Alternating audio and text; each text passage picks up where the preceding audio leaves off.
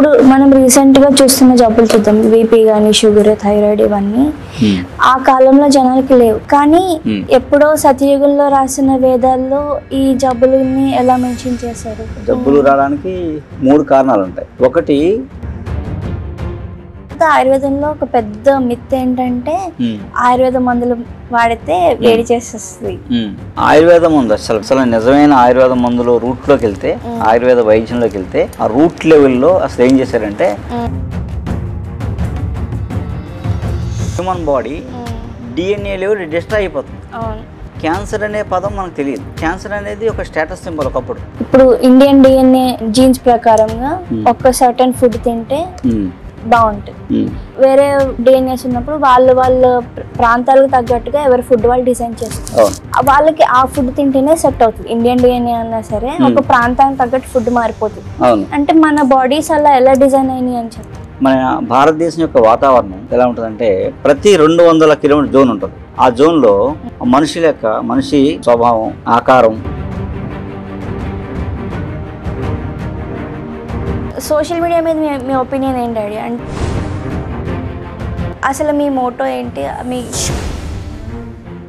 అసలు మీ డ్రీమ్ ఏంటి, మీరు ఏమనుకుంటున్నారు? పూర్వజన్మ కృతం పాపం వ్యాధి రూపేణ బాధితే. ఒక పెద్ద జబ్బు వచ్చిందంటే కారణం అది పూర్వకరమై ఉంటుంది. మనంతా కర్మ సిద్ధాంతం. 120 ఏళ్ళు బతకాల్సి మనం 60 ఏళ్ళకి పడిపోయాం. మన లైఫ్ ఇప్పుడు 60 ఏళ్ళు పడిపోయింది. 60 ఏళ్ళు బాగున్నామంటే 30 ఏళ్ళ నుంచి జబ్బులు చూస్తున్నాం. ఇప్పుడు ఆయుర్వేదంలో 6 నెలల్లో సంవత్సరం పట్టేది ఒక్కొక్కసారి హోమియోలో సింగిల్ డోస్తో పోవచ్చు.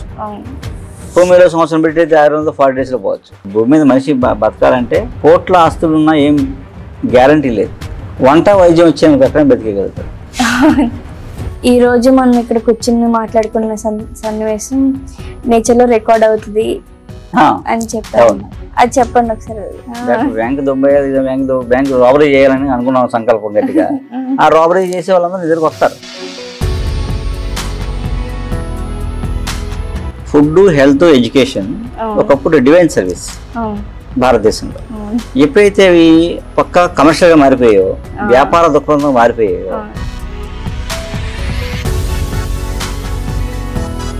Chronic disease, any chronic disease, ఒక ఆర్గన్ ఫెయిల్ అయినా, ఏదైనా ఒక దీర్ఘవ్యాధి వచ్చినా, షుగర్ వచ్చినా, బీపీ వచ్చినా, థైరాయిడ్ వచ్చినా, క్రానిక్ డిసీజ్ అనేవి కూడా పూర్వ కర్మ వల్లే వస్తాయి.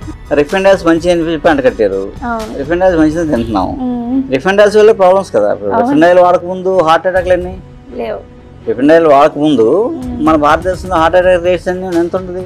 ఆ పర్సెంటేజ్తో పోల్చుకుంటే ఇప్పుడు మనం డాక్టర్లు చెప్పినట్టు, టీవీలో యాడ్లు చెప్పినట్టు మనం రిఫైండ్ ఆయిల్స్ వాడటం వల్ల మనకు హార్ట్ అటాక్ రాకూడదు కదా. ఏ వైద్యం చెడ్డది కాదు. ఒకే వైద్యంలో అన్ని జబ్బులు తగ్గిపోతాయంటే పచ్చి అబద్ధం. ఆయుర్వేదంలో అన్ని తగ్గుతాయని చెప్పానుకో పచ్చి అబద్ధం. హోమియోలో అన్ని తగ్గుతాయని చెప్పానుకో అబద్ధం. నేచురోపతి అన్ని తగ్గుతాయని అబద్ధం. అలోపతిలో అన్ని తగ్గుతాయని అబద్ధం. కానీ ఈ వైద్యంలో తగ్గంది ఆ వైద్యంలో తగ్గొచ్చు, అక్కడ తగ్గంది ఇంకో చోట తగ్గచ్చు. అసలు కర్మ సిద్ధాంతానికి ఆయుర్వేదానికి రెండింటికి సంబంధం ఎలా ఉంటుంది? ఆయుర్వేదం అంటే చాలా మంది ఏమనుకుంటారంటే ఓన్లీ అది ట్రీట్మెంట్ అంటారు, కానీ ఆయుర్వేదం అనేది ఒక లైఫ్ స్టైల్. ఎలా బతకాలో చెప్పింది ఆయుర్వేదం అన్నమాట. అదే దానికి కర్మ ఎలా లింక్ అవుతుంది అని చెప్పి ప్రతి మనిషి ఒక పర్పస్ కోసం వస్తారు భూమి మీదకి. మన జన్మ ఎన్నో జన్మల తర్వాత దాటి దాటి దాటి ఇవి వస్తాం. వచ్చాక ఎందుకు వస్తాం అంటే పర్పస్ ఉంటుంది అన్నమాట. ఏదో పర్పస్ ఉంటుంది. ఆ పర్పస్ ఎప్పుడు దాకా గుర్తుంటుందంటే మనం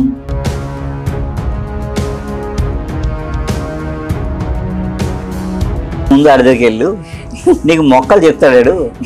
నీకు మొక్కలు బాగా తెలిస్తే వైద్యం బాగా, మందులు బాగా చేయగలుగుతావు. మందులు బాగా చేస్తే వైద్యం బాగా చేయగలుగుతావు. అందుకని నీకు నీకు నీకు వైద్యం రావాలంటే నీకు ఆది గురువు. ప్యాకెట్ ముందు ప్యాకెట్ మీద బొమ్మలు, టీవీలో యాడ్స్ చూసి మనం కొంటున్నాం. సో బ్యాక్ ఎండ్లో ఏం జరుగుతుంది? వాడు ఏం ప్రెజర్ కలుగుతున్నాడు? దానివల్ల నష్టం ఏంటి? అది అసలు ప్రాసెస్ ఎలా అయింది?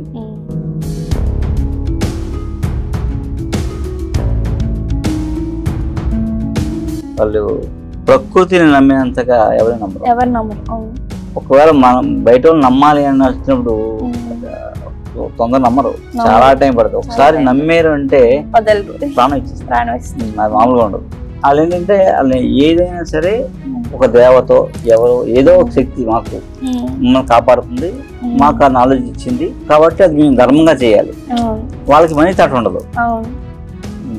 90% పీపుల్ 99%